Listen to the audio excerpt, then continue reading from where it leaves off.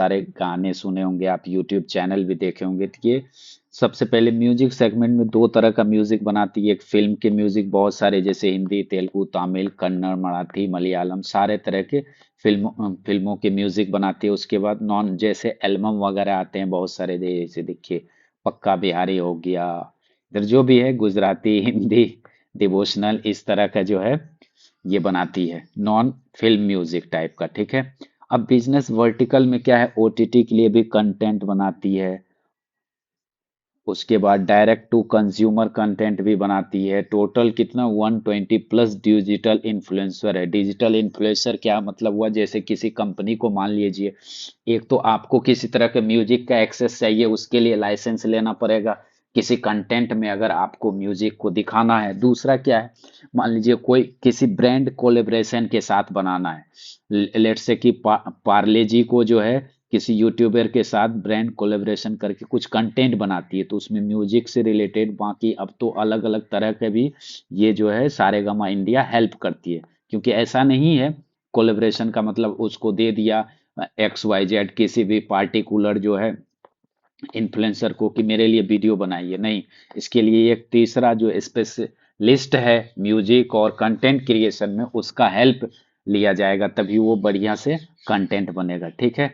इसके बाद इसके फॉलोअर देखिए 95 मिलियन प्लस फॉलोअर है, और ये 35% CAGR से ग्रोथ कर रहा है, जो कि बहुत अच्छी बात है।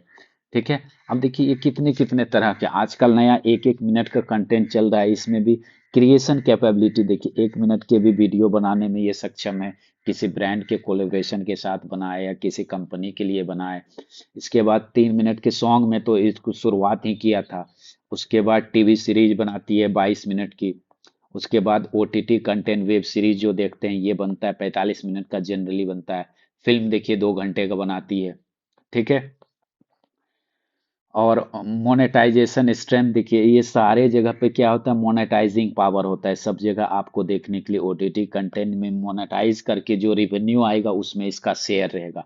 अब देखते हैं, पहले म्यूजिक तो आदमी कैसेट से और ऐसे सुना करते थे, लेकिन अब क्या है, जनरली स्पॉटिफाई हो गया, गाना.com हो गया, यहाँ से सुनते हैं। यहाँ से गाना.com और स्पॉटिफाई को म्यूजिक को सुनाने के लिए किसी न किसी म्यूजिक का जो, एक तरह से ये कह सकते हैं म्यूजिक का इसके पास पूल बना हुआ है। जितने सारे म्यूजिक किसी भी मतलब आर्टिस्ट के साथ म्यूजिक बनाएगा, उसका सारा राइट्स सारे गामा के पास रहेगा अगर इसके साथ है। तो वो अब क्या करती है, म्यूजिक लाइसेंसिंग के तहत वो जो है स्पॉटिफाई को भी देगा कि तू भी मेरा गाना सुना ले। इसके बाद गाना.com को भी देगा, यूट्यूब म्यूजिक है यूट्यूब म्यूजिक को भी देगा। इसका मतलब गाना आप किसी भी प्लेटफॉर्म पे से सुनिए, लेकिन रिवेन्यू किसको जाएगा, रिवेन्यू का एक परसेंटेज जो है हर हमेशा सारे गामा को भी जाएगा। ठीक है। मार्केटिंग पावर यूट्यूब पे देखिए 97 मिलियन है, इंस्टाग्राम पे है, फेसबुक पे है, और अलग अलग कंज्यूमर के लिए अलग अलग तरह का कंटेंट भी बना रही है, जो बहुत ही अच्छा बात है। और ये कंपनी 27 से 28% के CAGR से ग्रो कर रही है। अब देखिए, अब जैसे किसी फिल्म के लिए देखिए, ये जैसे फिल्म है रॉकी और रानी की प्रेम कहानी, ये फिल्म में कितना 24 गाने हैं, आप सोच के देखिए, 24 गाने ये बनाए, और ये फिल्म में बॉक्स ऑफिस पे किसने कलेक्शन किया, 350 प्लस करोड़। तो 350 से ज्यादा करोड़ से ज्यादा का कलेक्शन किया। इसमें से इसका जो भी परसेंटेज डिसाइडेड होगा यहाँ जाएगा। मतलब जित जैसे जैसे बॉलीवुड बॉलीवुड क्या, अब ये तो साउथ इंडियन मूवी में भी म्यूजिक बनाने लगी है। अब देखिए कुछ कुछ नए तरह के जो म्यूजिक आ रहे हैं, अब पहले से कुछ अलग तरह के म्यूजिक साउथ इंडस्ट्री में भी आप सुनते होंगे। तो ये सब सारे गामा जो इधर सेंट्रिक थी, बॉलीवुड सेंट्रिक थी, उधर भी जाके तो धीरे धीरे जो कंटेंट बना रही, देखिए नेटफ्लिक्स हो गया, जियो स्टूडियोज के लिए हो गया, सबके लिए बना रही है। OTT, अब देखिए बहुत सारे गाने इसके एल्बम मूवी के गाने नंबर 1 नंबर 2 पे ट्रेंड कर रहा है, देख रहे हैं ना, अलग अलग प्लेटफॉर्म पे। ठीक है। तो ये अब देखिए, ये स्ट्रीमिंग पार्टनर जिसको म्यूजिक अपना सुनाने के लिए लाइसेंस देती है और लाइसेंस के लिए चार्ज करती है। आप देखिए स्पॉटिफाई है, रेशो है, गाना है, यूट्यूब म्यूजिक है, विंक म्यूजिक है, हंगामा है, अमेजन म्यूजिक, मतलब ऑलमोस्ट सारे ब्रांड हैं। आप देखिए किसी के साथ जो है मतलब टीवी सीरियल बनाता है, इसका चलन तो धीरे धीरे घटने वाला है, लेकिन फिर भी कि ये टीवी चैनल ऐसे थोड़े रहेंगे, घटने लगेगा तो जिस तरह का कंटेंट कंज्यूम होगा उस तरह के कंटेंट को बनाएंगे, और जिस तरह का भी कंटेंट चाहिए उसको बनाने में म्यूजिक लाइसेंसिंग का सारा अधिकार किसके पास है, सारेगामा के पास। अब देखिए ओटीटी के लिए भी ये सारे के सारे ओटीटी, ऑलमोस्ट जितना इंडिया में भी ओटीटी प्लेटफॉर्म चल रहे हैं सब पे देखिए इसका लाइसेंसिंग है, नेटफ्लिक्स, प्राइम वीडियोस, ठीक है। अब ये तो ब्रांड पार्टनर है, जैसे आप इसका म्यूजिक सुनते होंगे इसके प्लेटफॉर्म पे, तो ये सबसे कोलेबरेट करके वीडियो बनाती है। अब देखिए म्यूजिक लाइसेंसिंग का बिजनेस, इसका जो रेवेन्यू आ रहा है आप ध्यान दीजिएगा, 1920 के आसपास नया नया ये कंसेप्ट शुरू हुआ था म्यूजिक लाइसेंसिंग का। तो अचानक से म्यूजिक लाइसेंसिंग का जो, अब बहुत पहले से पड़े हुए 80 90s के जितने गाने हैं वो अचानक से सबको लाइसेंस दे दिया, तो ये बूम हो गया, अचानक से इसके रिवेन्यू में इतना का जंप हो गया। आपको आगे चार्ट में दिखाएंगे इसी हिसाब से उस दौर में क्या होगा, ये कंपनी बहुत तेजी से ग्रो किया होगा, क्योंकि ये जैसे स्पॉटिफाई वगैरह लॉन्च हुआ तो पुराने गाने जो आप इजिली कैसेट वगैरह से सुन सकते थे उस सब का लाइसेंसिंग का अधिकार तो इसी सारेगामा के पास था। अब सारेगामा पा जब इसको देगा लाइसेंसिंग का तो कुछ ना कुछ तो चार्ज करेगी, तो अचानक से जो ये कंसेप्ट शुरू हुआ वहां से इसके रिवेन्यू में बूम आया। अदरवाइज ये देखिए फिल्म इवेंट सीरीज देखिए एकदम ग्रोइंग, और कितना 35% के सीएजीआर से, ये बहुत ही, कोई बिजनेस 35 से ग्रो कर रहा है, ये बहुत बड़ा जो है ग्रोथ है।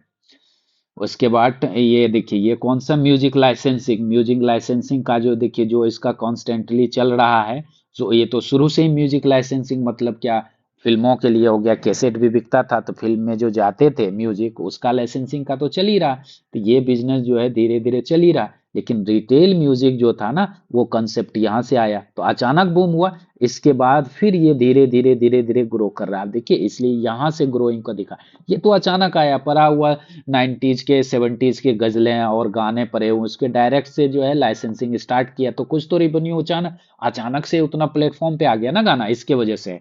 अदरवाइज आप देखिए ये ग्रोथ 23% के भी ग्रोथ कम नहीं होते हैं, आप बहुत सारी कम। तो सबसे पहले अब इसके वैल्यूशन के बारे में देखते हैं, वैल्यूशन देखते हैं। इसका पी देखिए, मीडियन पी कितना है 33 के पास, और 33 ये 33 पी का मतलब क्या हो गया, मैक्सिमम टाइम जो है ना ये इसी के आसपास गुजारती है, ठीक है। इसके नीचे आ गया वही देखिए 19 से 20 के पास अचानक जो वो कमाई आया, अभी जो दिखा रहे थे ये जो कमाई आया अचानक से क्या हो गया, इसका प्रॉफिट बढ़ गया, प्रॉफिट बढ़ गया मतलब पी घट गया, ज्यादा कमाएगा सेम प्राइस पे तो पी घट ही जाएगा, मतलब वैल्यूएशन सस्ता हो गया कमाई के हिसाब से। तो फिर इसमें रैली आया, धीरे धीरे रिजॉल्व हुआ, फिर देखिए हायर साइड 60 70 का पी मिला, जब फिर बीच में ग्रोथ जो है स्टेगनेंट हो गया तो पी अपने एवरेज के पास आ गया। कुछ भी चीजें हो लॉन्ग टर्म में एवरेज के पास आती है, एवरेज के पास खरीदने में कोई दिक्कत नहीं, तो मान के चलते हैं 33 है, ये 38 के आसपास, 37 38 के आसपास है, दैट मीन्स अभी एवरेज से थोड़ा ऊपर, मीडियन पे से थोड़ा सा ऊपर है, ठीक है। अब आप जरा ध्यान से देखिए इसका रिजल्ट देखें, रिजल्ट जरा ध्यान से देखिए आप, ये रिजल्ट चल रहा है यही, ये देखिए 200 के आसपास चल रहा था, 200 करोड़ के आसपास, एकदम स्लो स्लो ग्रोथ था। लेकिन अचानक से जी ये पूरा म्यूजिक इस पर लोड किया गया, जो भी पुराने म्यूजिक थे लाइसेंसिंग उसका जो रिवेन्यू ऐड हुआ अचानक से 200 करोड़ के आसपास का देखिए जंप है। फिर ये 500 पहुंच गया, 500 के आसपास ये पूरा रहा। अब नेक्स्ट ग्रोथ जो है आप देखिए 700, 750 करोड़ के आसपास हो रहा है, मतलब ये आपका जो है स्ट्राइक रेट भी वही है। अब यहाँ क्या था, इसका मार्जिन भी धीरे धीरे इंप्रूव हुआ। आप देखिए शुरुआत में मार्जिन कम था, अब मार्जिन क्या हो रहा है, ऑपरेटिंग प्रॉफिट मार्जिन 30 35% का है, ये बहुत अच्छा मार्जिन होता है।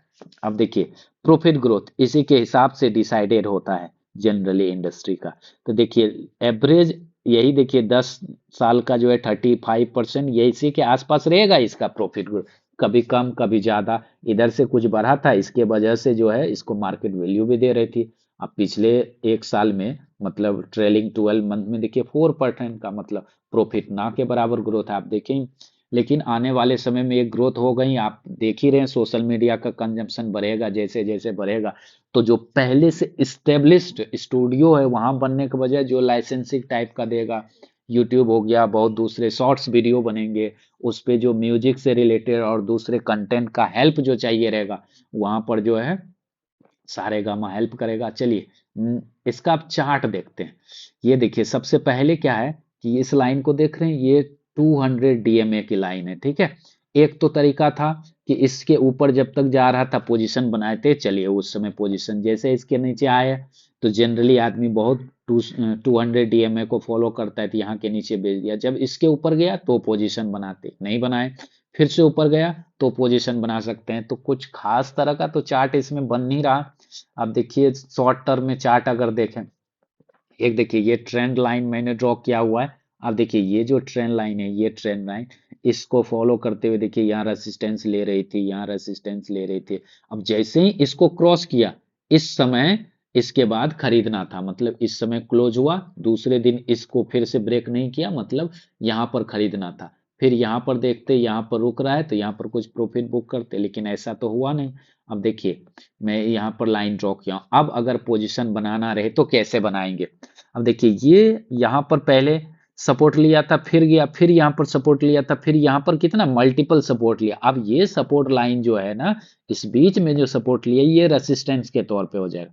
या तो फिर से नीचे आ जाए इसके आसपास, जो कि सस्ता होगा, ले सकते हैं, इसकी संभावना कम है। दूसरा, या तो इस लाइन को ब्रेक करके जब एक दिन तो 10% बढ़ ही गया, इसके ऊपर निकले तब आप पोजीशन बना सकते हैं, कोई दिक्कत नहीं। चार्ट पैटर्न कोई खास तो है नहीं, लेकिन अगर पोजीशन बनाएंगे तो ध्यान रखना है इसके ऊपर, जैसे इस 380 के ऊपर जाएगा पोजीशन बनाएंगे, या इसके नीचे रहेगा तभी इंतजार करेंगे। हो सकता है ये एक तो यहाँ पर चार्ट पैटर्न बन रहा था हैमर, यहाँ पर पोजीशन बनाना चाहिए तो यहाँ पर नहीं बनाया, तो या तो इसके ऊपर निकलने के बाद बनाएगा, या करेक्शन होगा थोड़ा सा कूल डाउन होगा तो नीचे बनाएंगे। अभी तो नहीं बनाया, या तो ऊपर चला जाए या नीचे आके कूल डाउन हो तो चलाएंगे। अदरवाइज बिजनेस फ्यूचर ओरिएंटेड है, बढ़िया है, पोजीशन बना सकते हैं, रडार पे रखिए, जैसे ऊपर जाए तो बनाएंगे, कूल डाउन होगा तो बनाएंगे। चलिए, थैंक यू।